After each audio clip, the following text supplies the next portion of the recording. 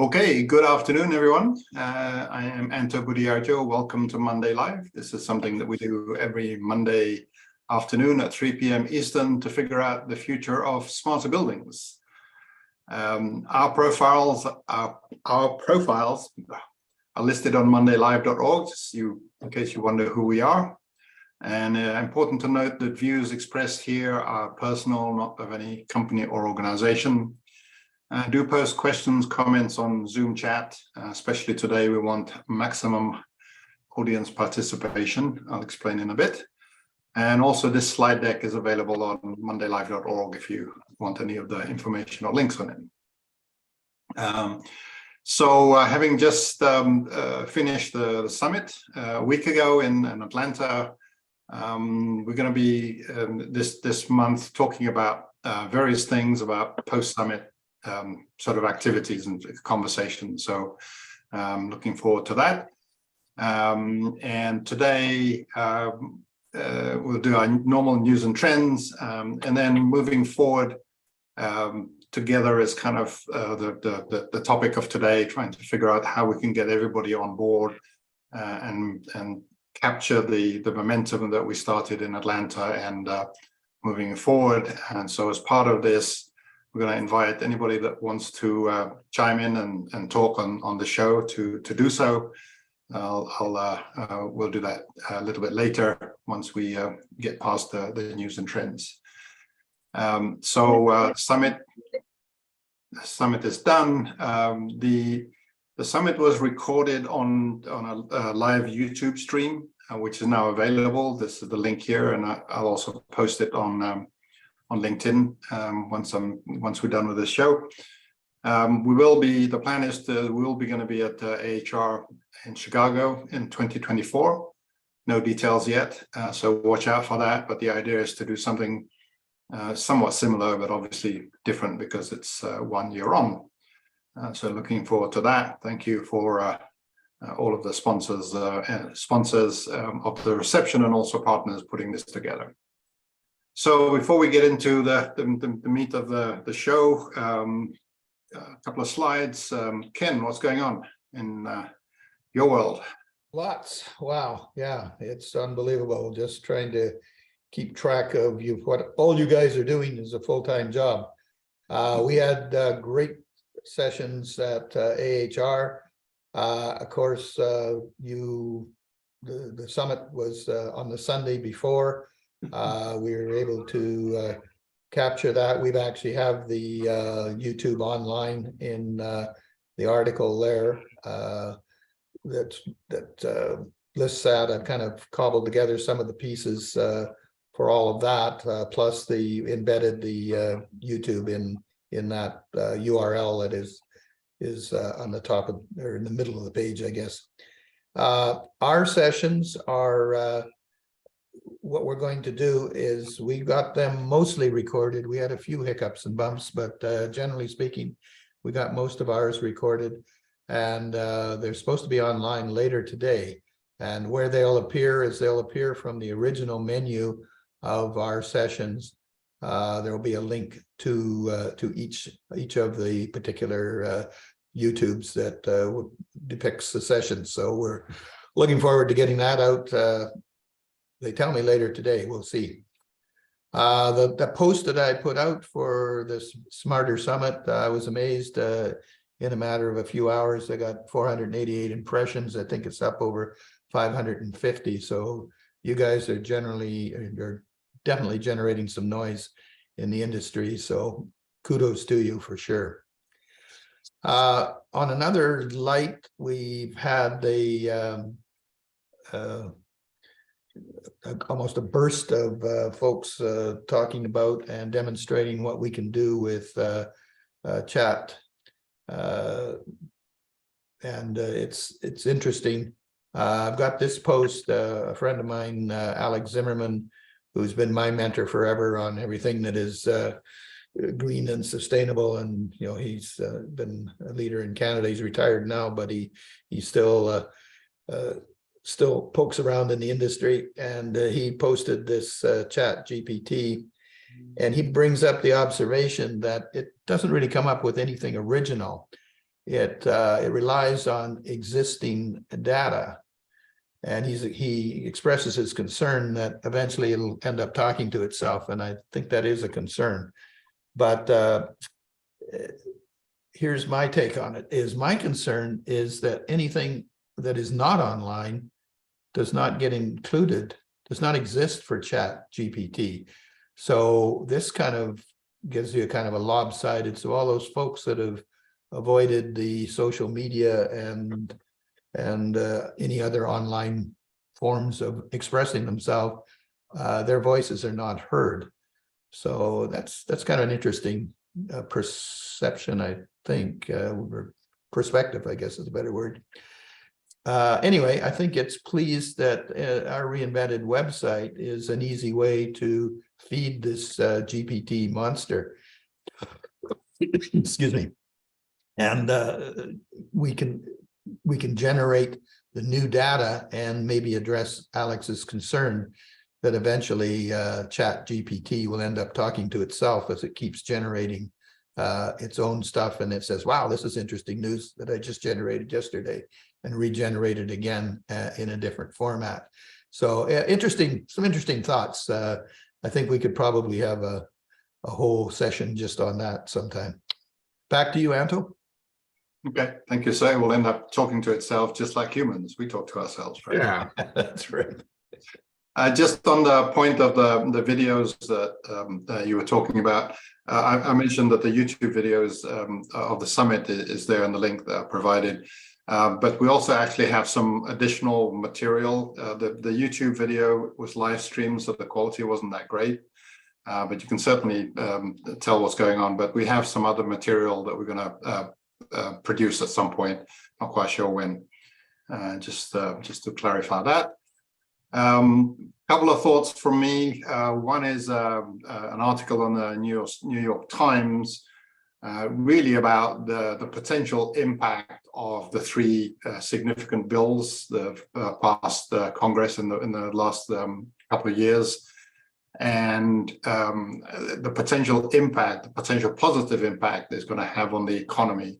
It's pretty significant. Obviously, there's billions, hundreds of billions of dollars. So I thought that's interesting because a lot of that obviously touches the stuff that we care about. And the second thing on the right, which sort of goes down the path of me trying to observe what AI is going to do, especially in the relationship with humans. So that's kind of interesting. Came across this article that the Marines outsmarted a whole bunch of security cameras, AI security cameras, by hiding in plain old cardboard boxes. So good on the Marines to figure that out. It didn't take them long, so thought that was cute. and you know the challenge with that, right? At the end of the day, it doesn't take AI much to adapt to these sort of changes. So it's a good experiment, but it'll adapt. And also, once one learns, then technically, if they're all connected and everybody learns, just like the Borg, right? Right. Any other thoughts or news anybody want to bring up? I was just going to say to you, Ken, on the Chat GPT, the news I heard today was that Microsoft is now going to integrate it into the Teams. So, you know, the next time I turn up on Teams, you'd just be talking to my Chat GPT avatar. That sounds good. Deb? So one thing I'd like to mention just real quick, I have seen several articles recently about, you know, employers essentially demanding that their employees come back into the office. So it's going to be interesting to see how that plays out over the next 6 months. Yeah, I think the trend, wondering what the trend is right now, and in terms of that movement, it'd be interesting to study that at some point. Okay, so moving on, moving forward together. So this is under the banner of Smarter Together, which is the call that we put out at the summit. And so what we really want to do is we want to invite people to speak up here on Monday Live. If you don't want to speak up, please put up your hand on the Zoom chat on the Zoom tool, so that I can bring you on as a panelist and you can just chime in. We want to put a little bit of structure to this, because we really want to be focused on moving. What do we do next? We obviously had a great summit, and we talked about a whole bunch of subjects. The end of the summit was really a call to action, and it was really sort of gratifying to see a whole bunch of people from the audience talking about what they all thought would be their call to actions from their perspective. So we kind of really want to continue this on Monday Live this week, and potentially in other weeks. So there are some people that could not join today because of they're busy, so they'll be joining later on this month. So the way to think about this is that we have some, let's call them assets, right, that we can actually use to in this endeavor. So in terms of what we should be thinking about doing, we have these 5 pillars of action, 5+, because we have this cross-cutting issues. So interoperability, analytics, specifications, procurement, workforce, and the cross-cutting issues. So really what we should be focused on, or what we should all be focused on, is finding barriers or holes or things that are not currently being addressed in these areas, and figure out how we can improve them by doing something. And I'll give some examples in a minute. So that's kind of a sort of a structure of the topics. And we have a Monday Live as a weekly gathering place. So the idea is that we can start to get some activities going, initiatives, whatever they are. We can leverage Monday Live as much as we can to coordinate and also to communicate what people are doing. We also have the coalition, which is a legal entity. So it has structure, and it can create committees and other sort of ways of working together. And obviously we have the growing community of passionate people that we saw in Atlanta. So we have some topical organizing principles. We have a way to communicate with each other, and we have a legal entity to work under, and we have a whole bunch of people. So what can we do? So I just put up some ideas, of what the sorts of things, and this is not by no means exhaustive or even right. I just put them up to get the juices going. As a model, the Div 2525 project, I think, is very interesting. That sort of started just over a year ago, when we got together and looked at the 5 pillars and said specifications is a problem. And there was this issue with Division 25 that was not being used widely. So we created a brand around this project, the name of it. We talked about it at AHR in Vegas. That was last year's AHR. And then we convened a weekly call and brought in a whole bunch of other people. And hey presto, a year later, we have the framework that we distributed, right? So that's an example of a successful project. And we can do those kinds of things. We can also think about other physical events, such as what we did in Atlanta.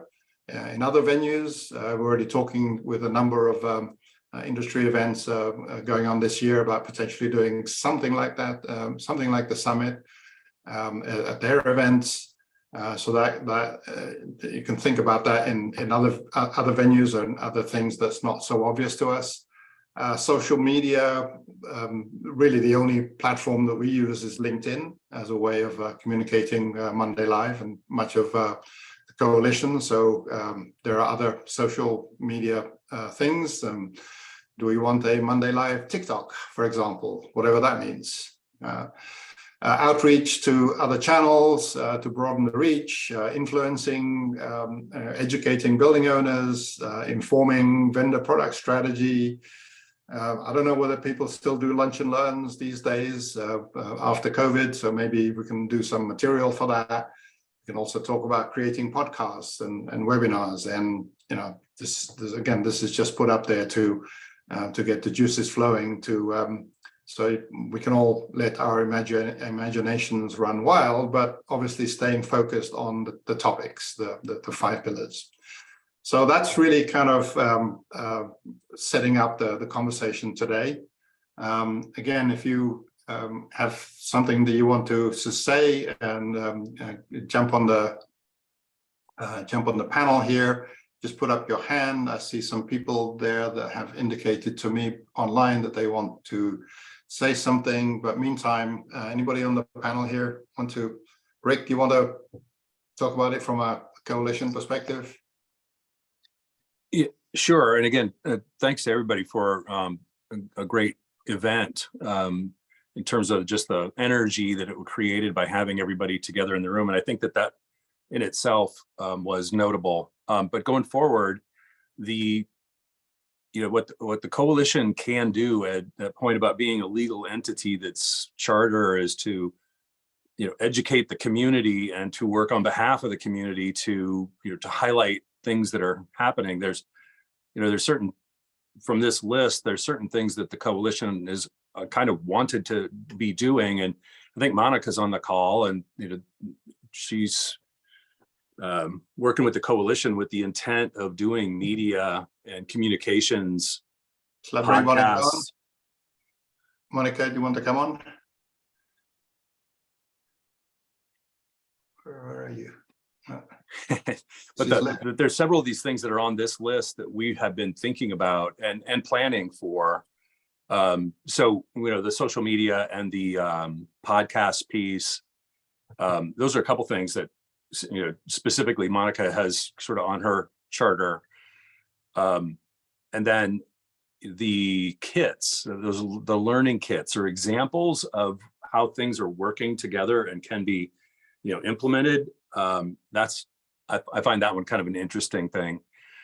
But more than anything, for the energy that was in that room to somehow continue to be shaped into these events or into these committees or into these efforts, and to have additional things like what happened with 2525, I think there's just really, that's exciting times over this next few months and year.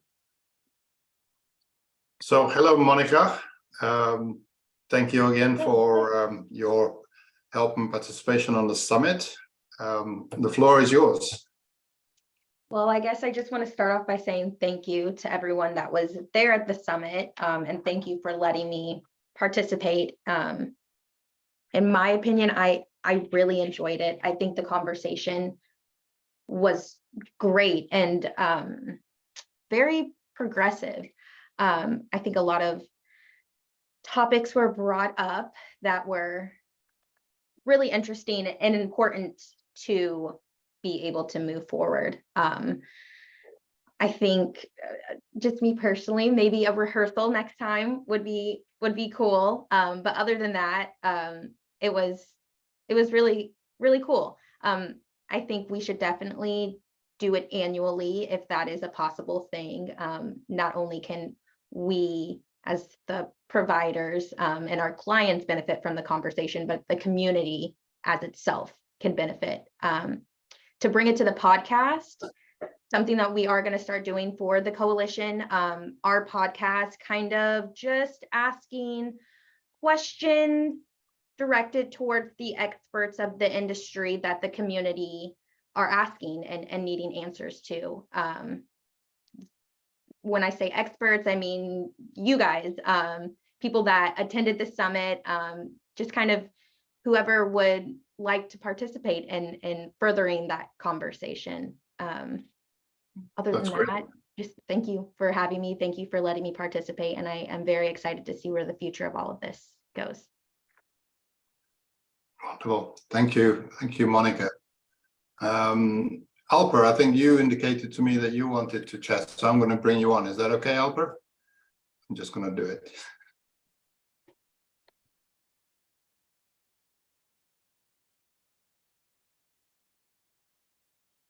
Great job, Monica. Just wanted to give you some kudos as well. You and Anto did a great job. Congrats. Thank you. Thank you. Thank you. Alper. Hello. Welcome back to Monday Live. And Yeah, it has been a while. And give us your thoughts on how we can move this industry. I think we are at another change or verge of change within our industry. I think the 1990s and 2023 is like a new era along with the cloud. And I really enjoyed the event at AHR. The conversations were great. The synergy was great. Given the knowledge to the youth was the topic of that was amazing. So how we will go forward is basically give our knowledge to the new generation, and that's how we're going to move forward.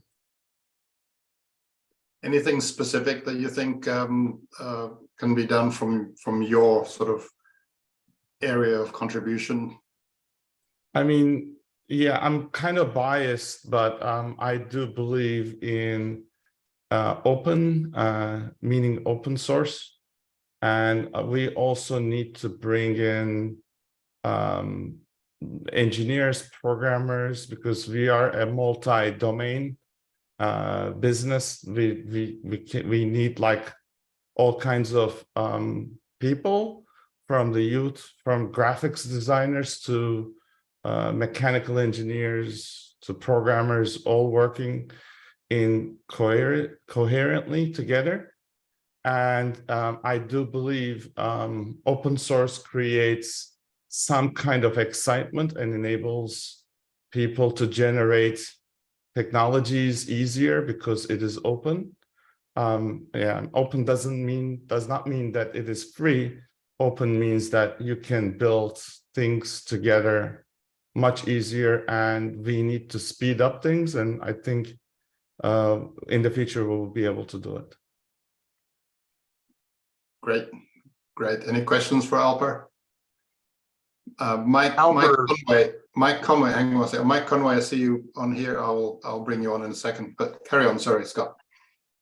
That's okay. Alper, there's a huge misnomer, I think, with a lot of people that they associate, and I appreciate you clarifying this, that if it's open, that means there's no way to monetize it. So could you expand a little bit on that and your experience in working with the open protocols and how you've been able to monetize those features? I mean, you can have certain areas that are open source products can work with commercial products. So the synergy of it is, I think, is not well understood.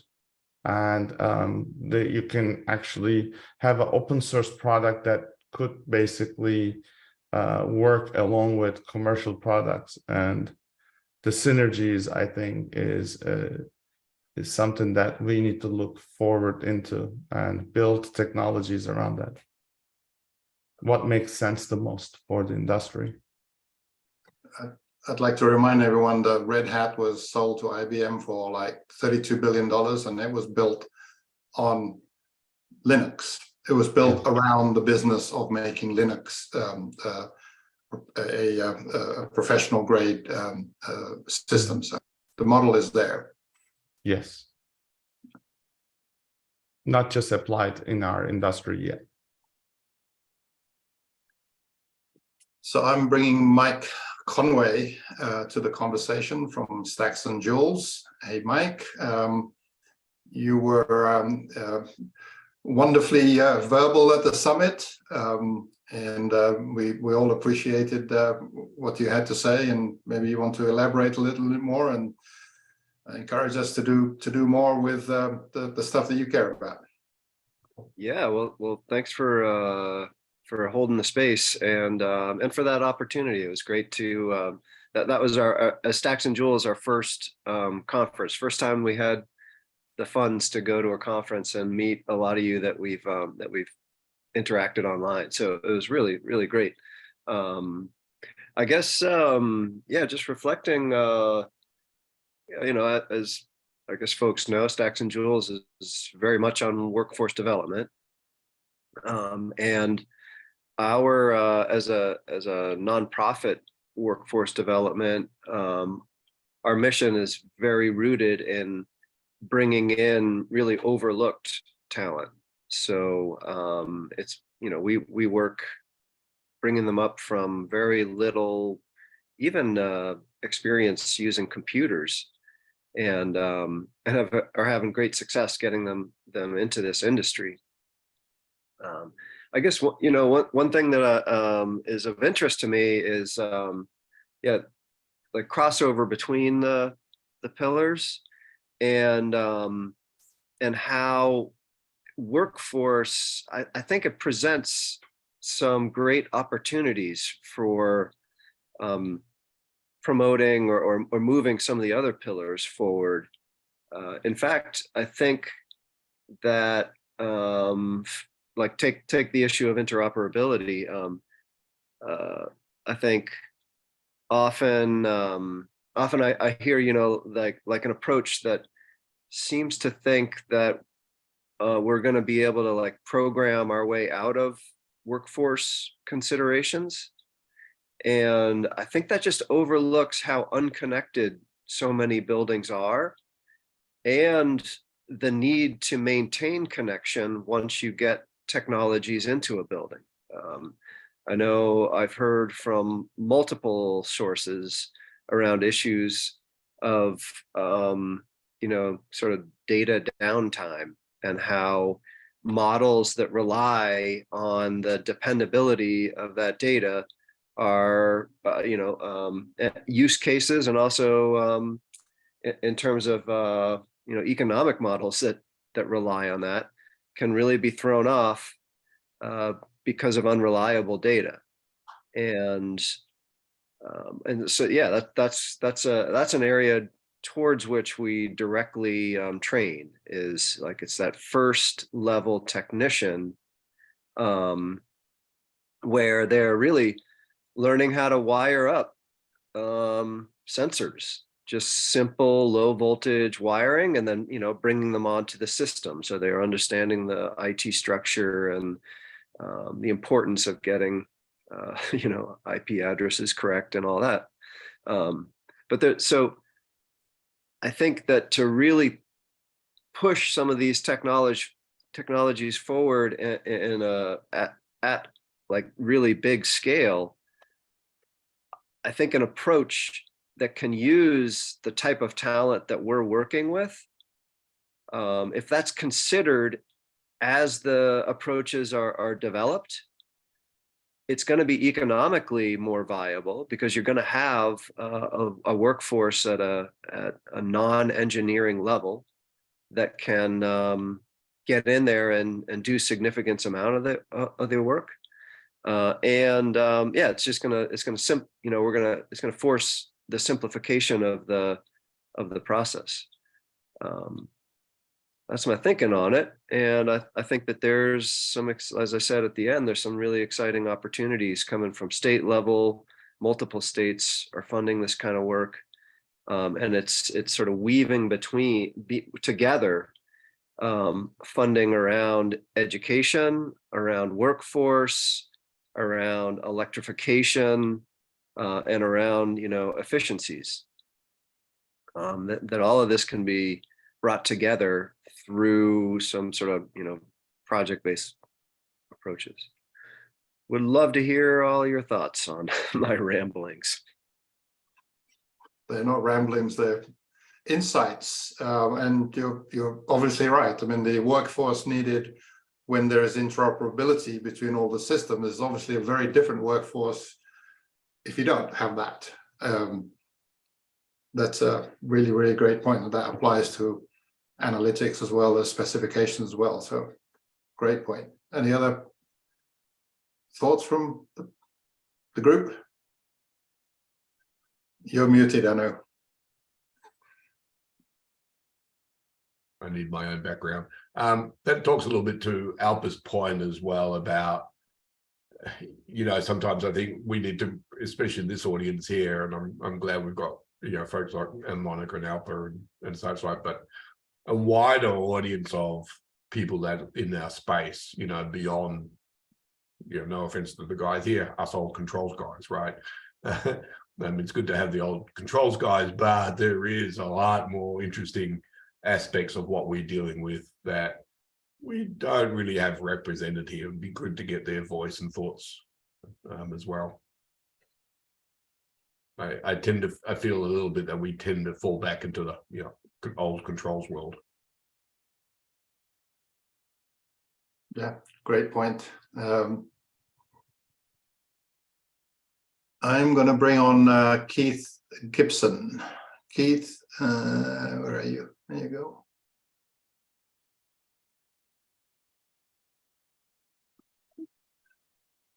And Keith, I think most people on the screen know Keith, but Keith has been in the industry for quite a while, and he has a new company that's focusing on AI. And Keith, welcome to Monday Live again. Please just read that quote behind you, because it's always amusing. Quote, and then I mean, so the factory of the future is going to have two employees, a man and a dog. The man feed the dog, and the dog is there to make sure that the man doesn't touch the equipment. So that's been kind of my marching orders for the last 3 years.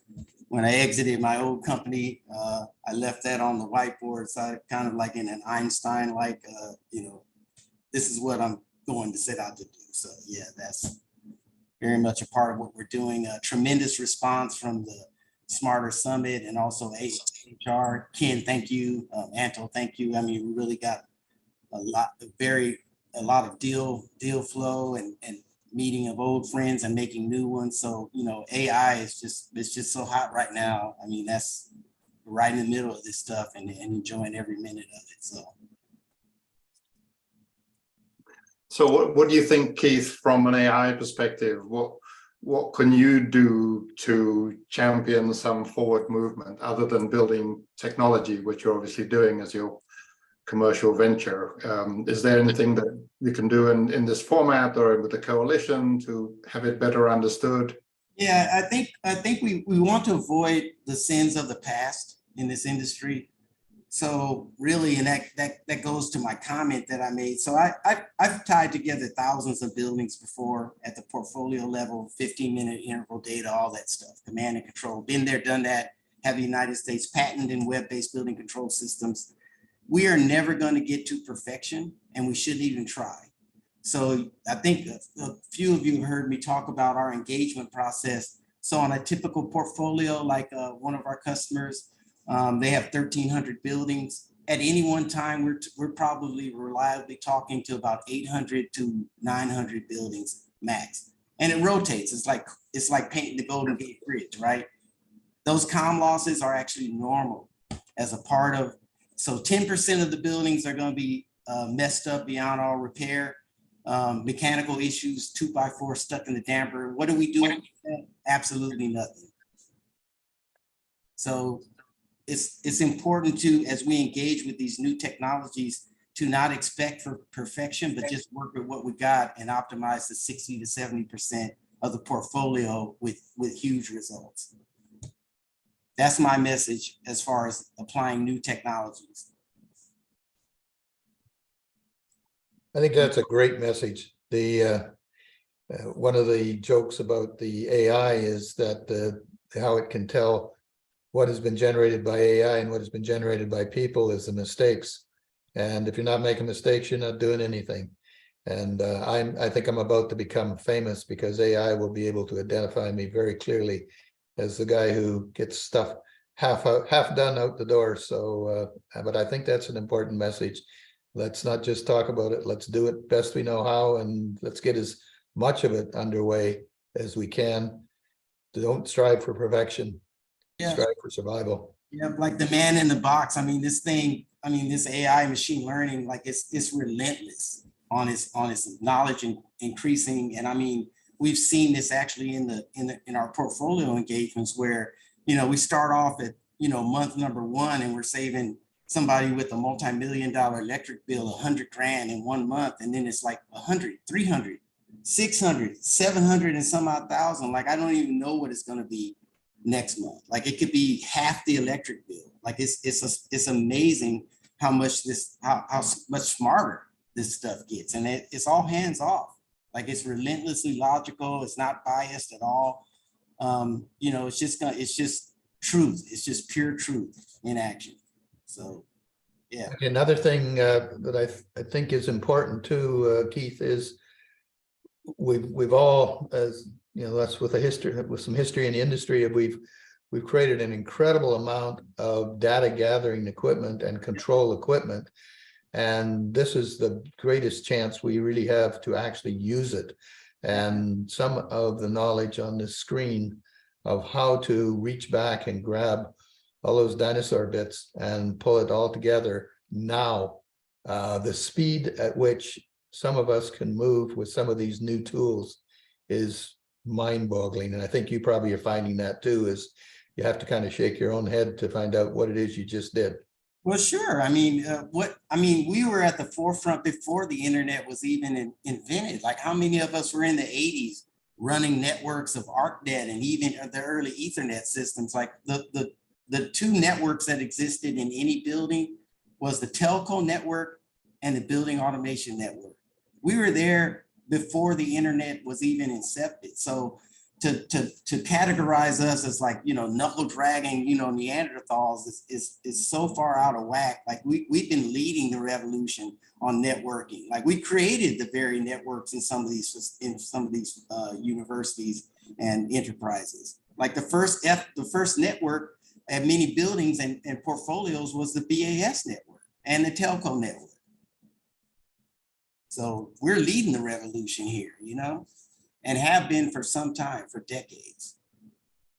It's interesting that as engineers, we find that the not targeting, not having to be perfect 100% is counterintuitive to our education.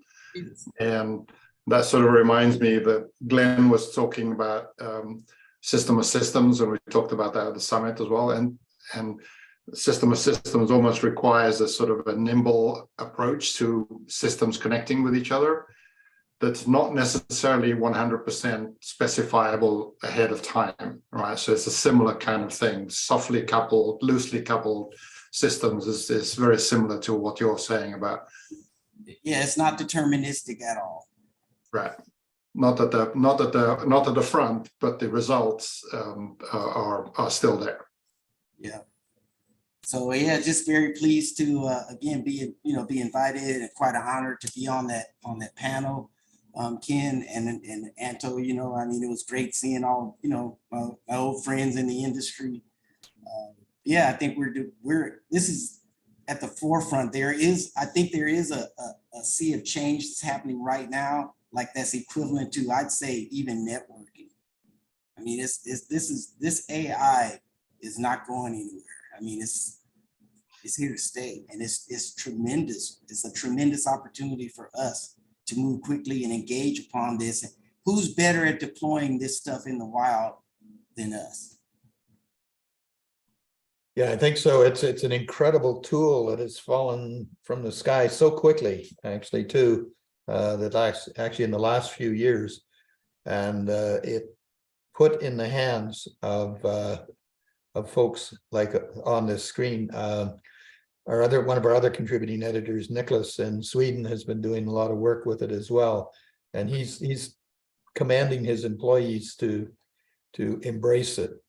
And I think that's a good message. That's a good article worth reading on our site. Yeah. Okay, I'm going to bring on David Katz has put up his hand, and I think he has an offer for us. Cool. It's a gift for all of us. A freebie? Freebie. Is that right, David? Can you hear me now? Yep, loud and clear. Okay.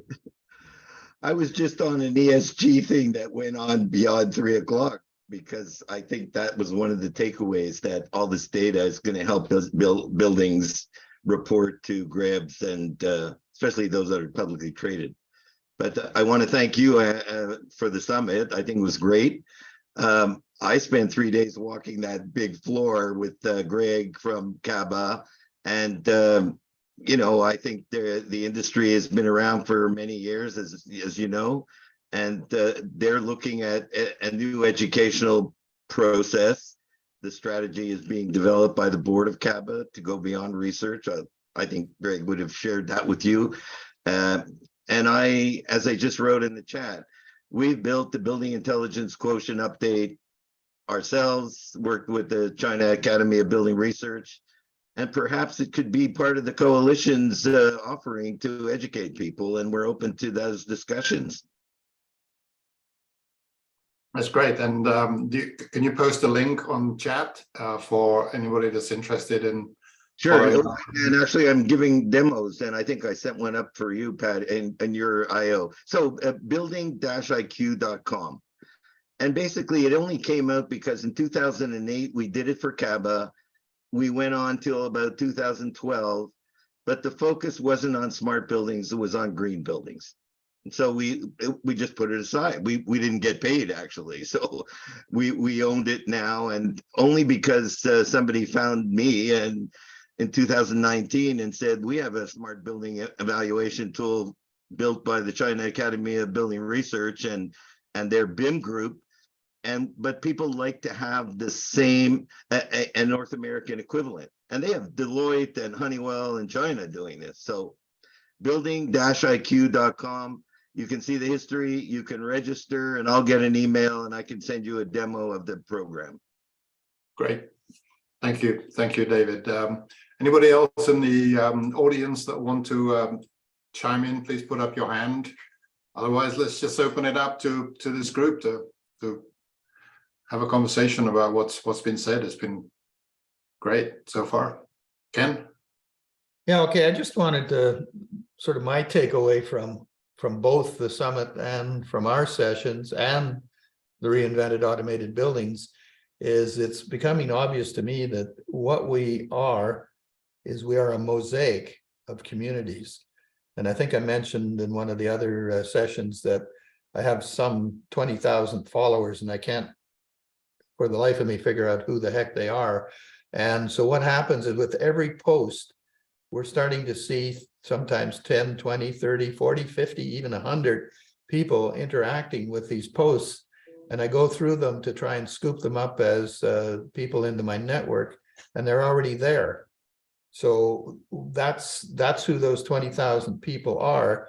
They're basically a bunch of communities. And in our goal to try and build a library launching pad for the industry, built by the industry for the industry in the new reinvented automated buildings, we're finding that is who we are, is we are a collection of communities. And what we're trying to do is put together a community library. And I believe that the Smarter Summit is sort of a town meeting of that. And basically that's what it's going to be is and I know you and I, Anto, tried to crack this back in the days of BuildCon and Connectivity Week, and we could never get past that 600 people. As we start to break out and find all of these communities and bring them into our village, or bring our village to them, either which way, that's sort of how this has to go. So it's kind of there's missionary work to be done. It's also absolutely okay that the villages have completely different thoughts on how they're going to make a building smarter. I think we have to acknowledge that. We're not looking for unification, and we're not looking for for everybody to agree. In fact, I think that is our strength. Enough. Great. I'm going to bring on Bill Lydon, sorry. I think some of you know Bill from before. Here he comes.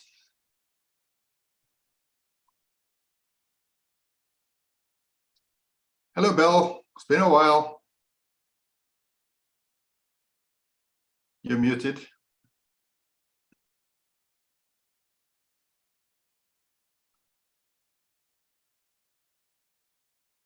Well, we are waiting. Any other thoughts from anyone to any of our guests? I got it. I think I'm here. Am I here? Yes, you're here. Sorry about that. Your voice is here. My voice is here. Well, that's all you really need.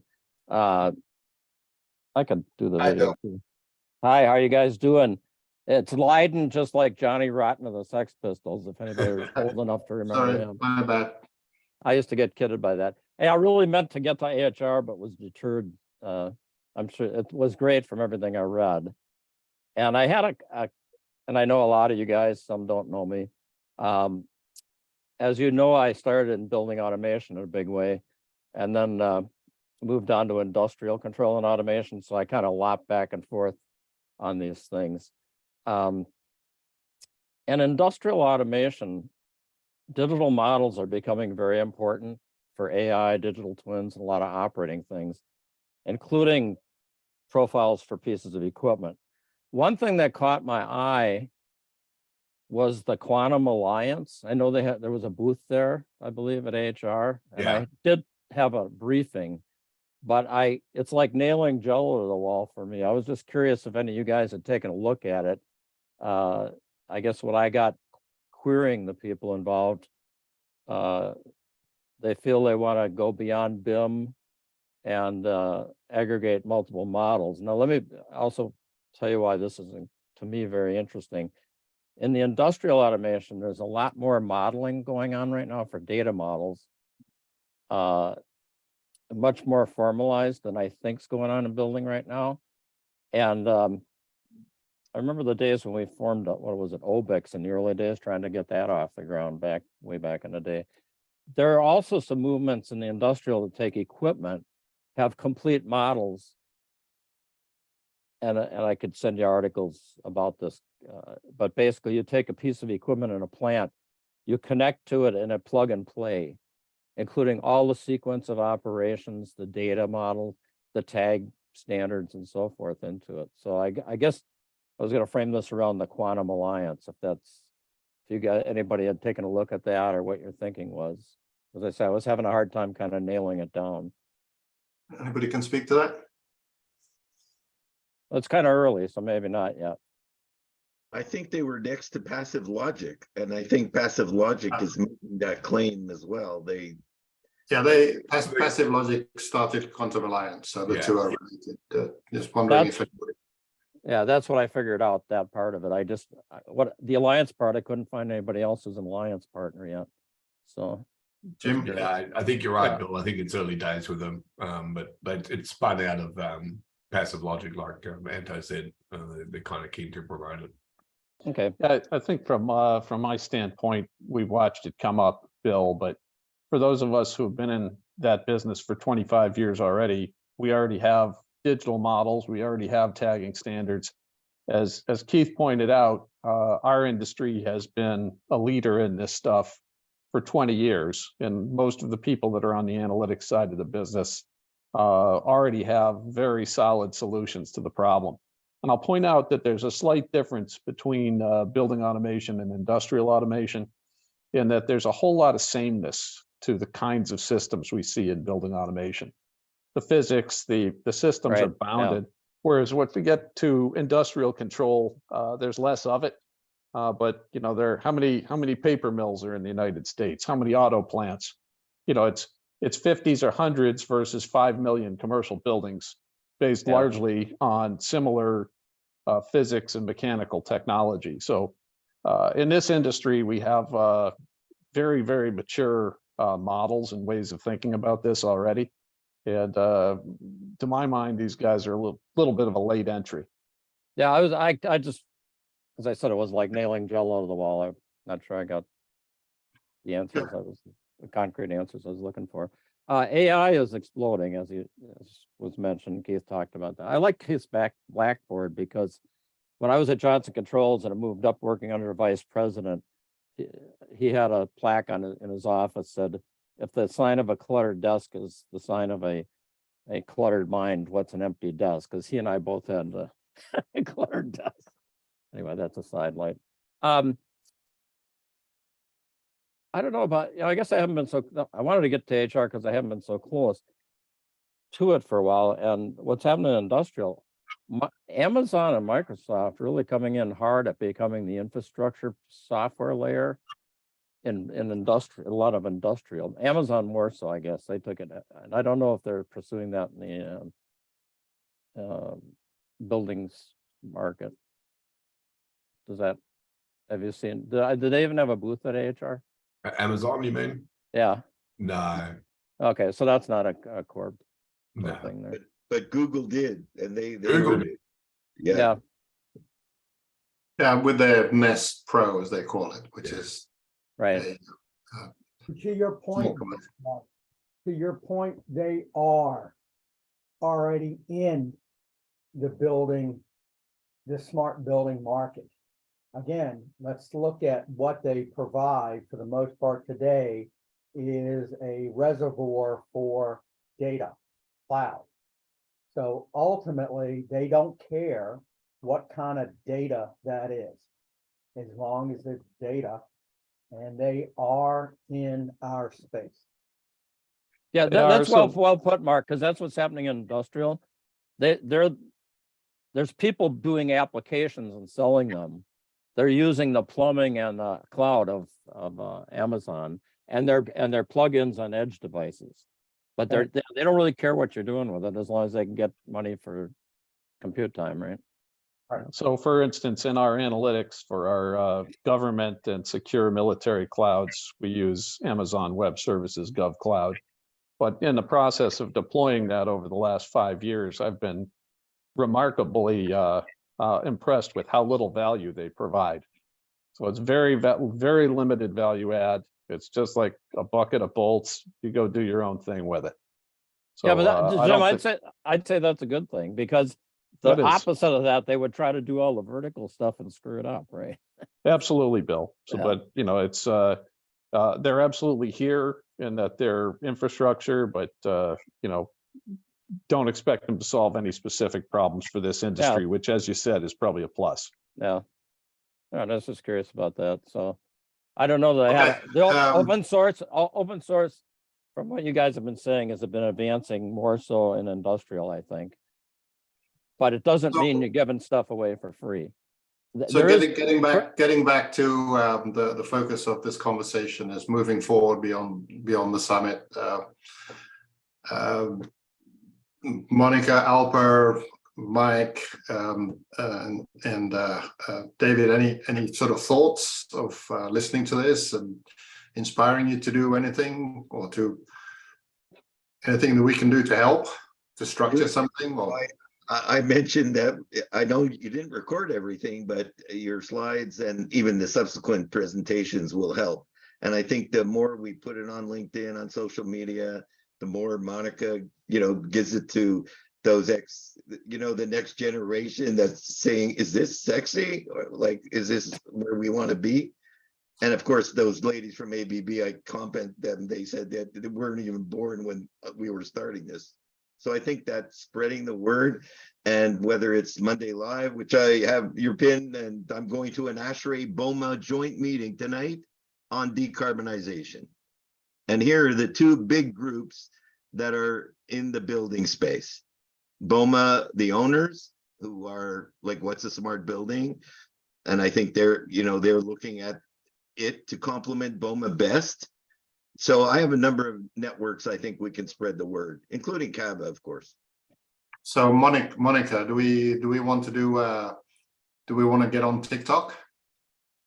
I talk about TikTok all the time. That's so funny. I don't think it would be a bad idea. I think it would be a really interesting way to communicate with the current generation. What I've given thought to about it is how to make it interesting. I follow a few people who, so they have like the drones, drones. So they'll fly through like a new opening, a newly redone building. And it's like a quick little 30-second TikTok. And that's really interesting. But how to make a video about efficiency to be interesting has been the problem. So Mike, your students are in the TikTok generation, let's put it that way. You have thoughts on this? How do we get those people not just educated but excited? You just gotta make it. That's Yeah, I that's a mean, hard one. it's hard to do. We found it's hard to do with social media because they're very sort of understanding or protective of their own social media Brand. persona. So I mean, what works for us with those we're working with is getting them actually involved in projects and this is coming back to like these opportunities that are coming up, where the mayor of New York City just really pushed an initiative to electrify 20 school buildings. And so, we're doing what we can to get involved with that so that we can start ideally at each of those school buildings, have at least an awareness campaign, and that becomes the material for TikToks and Instagram and LinkedIn, is while you're doing that tour or while you're having them explain a particular part of the system, and then that folds over and you've got a nice young face that's and fresh perspective that's the subject of that. So yeah, those are my ideas for it, and it goes along with this theme of like, we just got to do it. We got to get in there. We got to get the youth involved.